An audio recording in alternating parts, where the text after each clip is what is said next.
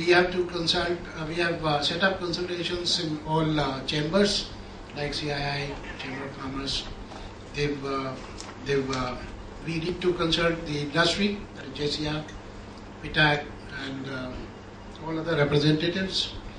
We have to take them all on board. We also are examining Government of India policies because Government of India is also coming up with policies now.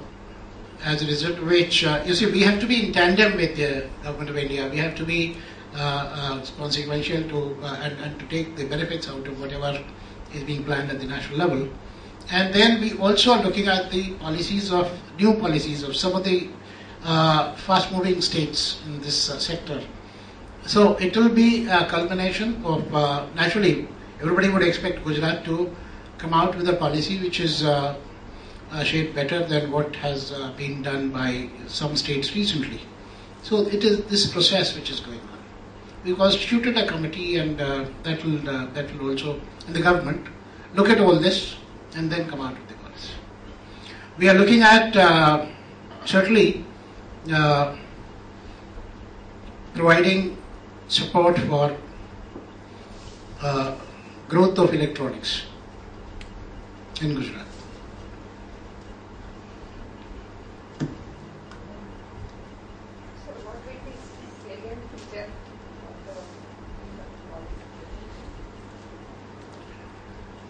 See, I told you that basically it will look at both IT and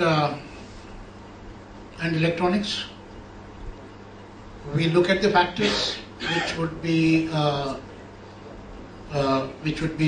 responsible for growth of the industry. It would be all-encompassing, like human resources, availability of human resources, availability of infrastructure, availability of and ease of business, land at good price, and what else? Whatever incentives are required in addition to that, incentives or facilitating features. There is a concentration in Government of India to promote Made in India, and now with that being the flavor, we would like to certainly see that our industry, Gujarat industry, becomes more competitive for meeting with the requirements of the country. The domestic requirements are to rise from 60 billion to 400 billion. So you can see we have to do everything possible to see that our industry it becomes capable to grow along with this rise in market. Policy will be around next year? Now it will be next year only. Whether or not to control the social media from the central government. Gujarat government, what's going on with the government? Our Chief Minister is one of the best recognized blogger.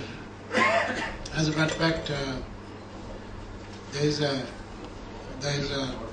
kind of contest which is open, which is called Mashable, and in Mashable, based on share voting, the Chief Minister was running neck to neck with some of the top people of the world.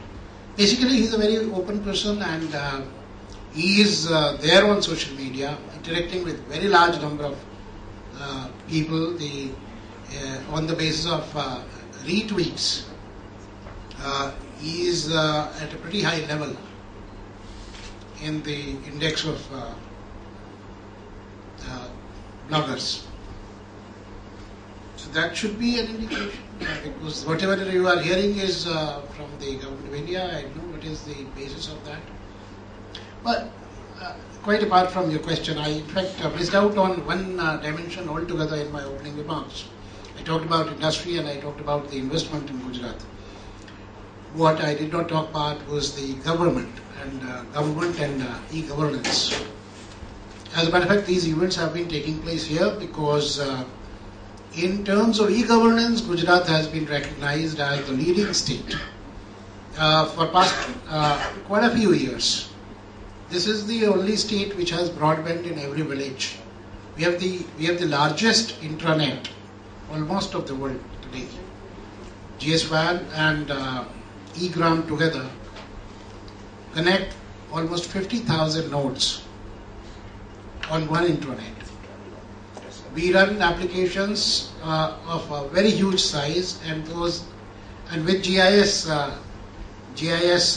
base to the applications, they have been winning awards successively in last many years.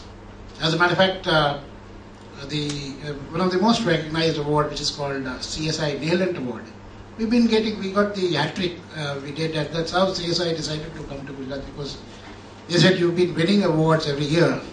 The state has won the award, the applications have won the awards, Chief Minister's office has won the awards. They said, we want to bring all our members to Ahmedabad, and we'd like them to see for themselves the impact of e-governance in Gujarat.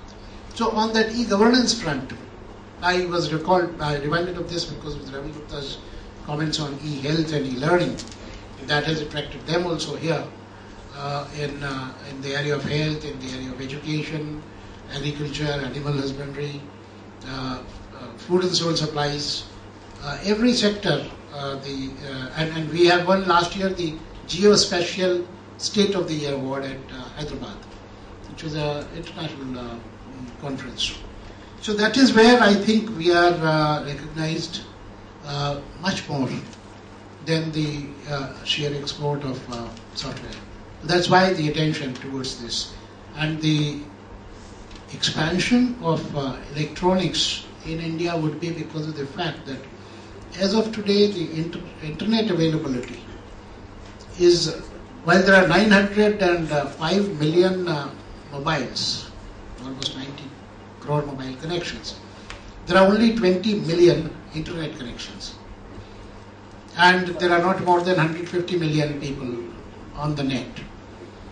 This is now moving, because of the e-governance efforts of all the governments, this electronic movement is bound to move towards the villages.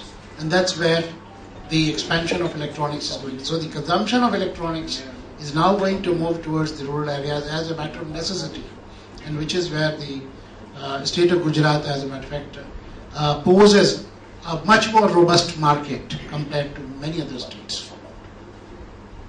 By 2020, whatever is the growth of ICT industry, 300 billion or whatever it is, well, it is expected that 40% out of it would be from a type B and type C city.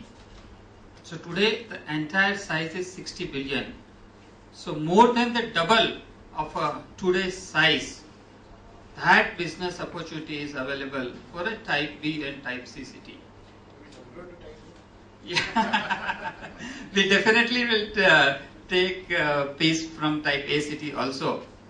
And as Sir has precisely said that Gujarat is the now destination for ICT of the nation. I just want to add something, keeping in the line with the discussions regarding ICT policy and the relevance of an event like this.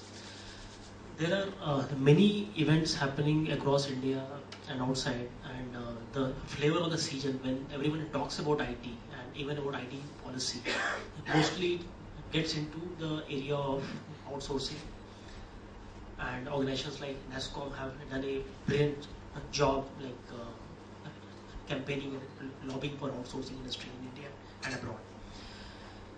The 7 years back, when we thought about an event like this, eIndia, and also you see the 3 logos of magazines, eGov, Digital Learning, and eHealth. These are part of your kit, like which you have in your folders. We thought about ICT for development, if like some of you have heard about it. That here, and some of you have like mentioned about why Gujarat. Gujarat has done brilliantly well on the Human Development Index. One of the perhaps the only state in the country in which all villages have electricity. There is a supply of water. There are roads, and this is a luxury for many other parts of the country. You have all your villages connected. through internet. Now, this is the idea and the vision which our organization, Elite Media, had when we started these magazines around 7 years back, and this event e-India, that let's advocate not only IT for outsourcing but also IT for our people, our rural people, our poor people. And health, education and governance are the three core areas of development, how IT can help in that. So this is the only conference, not only in India, in whole Asia, but all over the globe, where we have three tracks: governance, education and health, which will run parallel after the inauguration.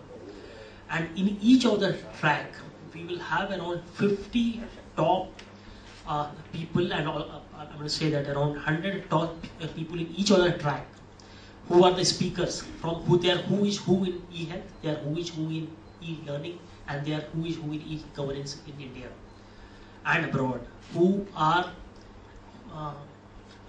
coming together at one single place called e-India at Mandir, and they will be available here to share their knowledge from across the country and outside.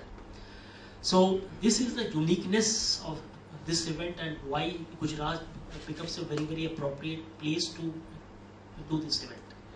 So I think that as our previous two speakers have mentioned about it, the very unique opportunity for the local industry to interact with the industry outside Gujarat, and for outsiders to interact with the industry here, to understand and share best practices and develop collaboration to develop next practices in these areas. So I thought that I should emphasize again about it, so that there's a clarity about the vision of the event. Thank you. Sir, there's In case of Gujarat, even the IT companies, they haven't met these people.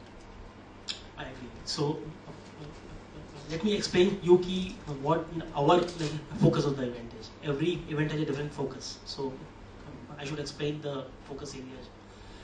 As Mr. Sunil Kakkad highlighted about, the SME is a focus and IT in India is the focus. All these names who are mentioned about, these are the people who have been famous for IT outside India, IT exports. So for us, in our across the tracks, the agenda is already available on the website. You can have a look.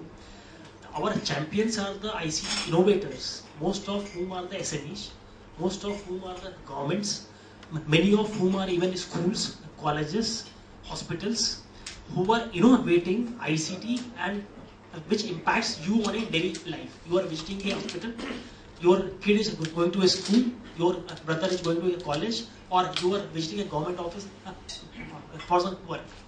And these are the things which impact you in a daily life. And we are focusing on ICT in the areas. So our heroes are lesser known people in the mainstream media. But our agenda is to bring them on the mainstream and bring them on the forefront. So that's how this event is totally different from these events which you which are about ICT export as a heroes. So that's not our hero at all. And I think if Sunil would like to add something. As I said, our ICT entrepreneurs in Gujarat are diamonds, but these are rough diamonds. We need a little bit of a polish and it will start shining. So, a need of the day is that we need a people who can spend time and directly and indirectly polish us so that we can start shining rather than we are eyeing it too high. But somewhere don't you feel you are moving on from the traditional IT bandwagon, which is more into BPO, KPO, RPO kind of things? Because this is something which is completely a novel experimental leap, I would say. Yeah, precisely correct. Look, in ICT, I keep telling... The story generally in Hyderabad and Bangalore has come because of the outsourcing industry. So, what is it that, this... I really beg to differ. I know I'm going to do a little bold statement, but I'm really differ that whether it's a really a growth story or it's a disaster for India. I know it's a little bold statement. Let me tell you, in ICT, we are doing worse than what we are doing during British time. In British time, we used to export raw cotton and we used to import finished goods at probably 10 times or 15 times of the cost. Are you aware that what we are doing in ICT? I just cite one example that probably it's 5-6 years old story where I myself used to do hands-on work on execution, and there was one project for BSNL I was executing at Delhi, and during that NMS software we were struggling, we had some error, and in error track we got an address of detail of a Bangalore company. So we started contacting that Bangalore company, they supported us, and in 2 weeks time we solved the problem. But during the journey we realized that that poor guy has developed this entire software with software, source code, IP rights, everything. He sold this to Israel-based company at 13 lakh rupees, and the same Israel-based company has sold same software at 5 crore rupees to BSNL. Just single installation 5 crore rupees and selling the same software globally. So it's little bold statement, but I really feel that whether we are doing good by outsourcing or we are doing disaster. Because look, all large MNCs like Microsoft, Intel, Texas, everybody has their research center in India.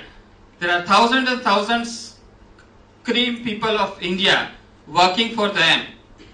Whatever revenue we are getting, directly or indirectly, it is even less than 1% of what benefit these multinational companies are getting.